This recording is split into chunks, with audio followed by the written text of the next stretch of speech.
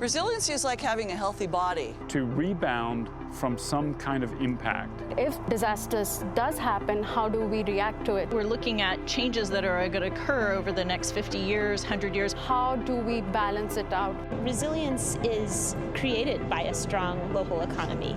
Everyone who has a business doesn't want water flooding into their building. So this has economic consequences. If we don't handle this problem, there will be an economic loss.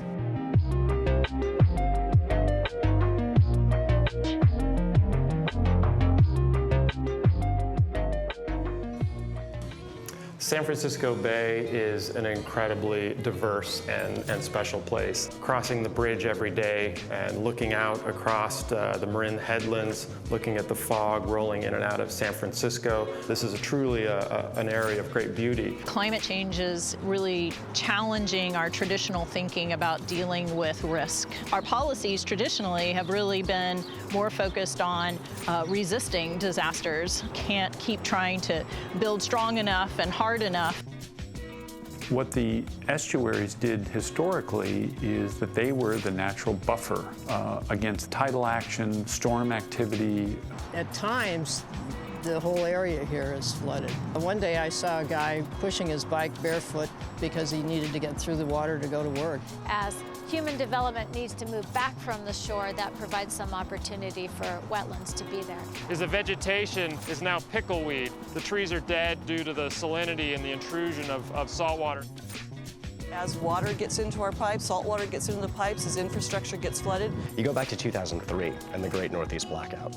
And what ended up happening there was you actually had one single point of failure in the power grid that then cascaded throughout the entire Northeast. And you start to understand really how fragile our infrastructure is. Resilient by Design Challenge is going to bring together tremendous collaboration. A diverse group of people with a diverse set of disciplines to engage the local community. Those low points really render not only port facilities, but the community vulnerable to rising sea level and inundation. So Richmond, it's been subject to a lot of pollution because we have oil and chemical refineries.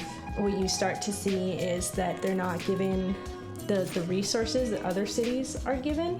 Because our resources are already so limited to what's accessible to nonprofit sectors, promotes a competitive type of atmosphere over a collaborative. Something like caring about trees is not the immediate thing because, you have to think about tomorrow being able to, how am I going to pay my bills? We're trying to change that story. We're working to change that story. Resilient design, to me, requires us to re-examine how we use the landscape and the services it provides.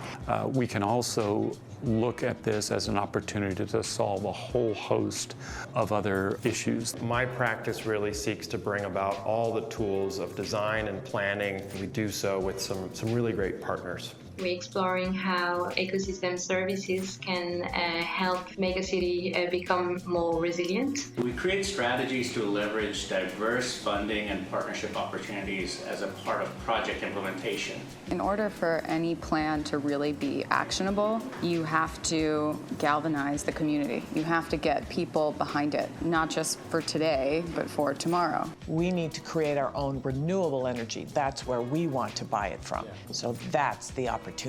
We've got the pieces of the jigsaw puzzle. Now we've got to figure out how to put them together in ways that actually create more value. And unless you attack every aspect of that, and you look at every aspect of that in a really holistic and comprehensive way, you're never going to build a truly resilient system.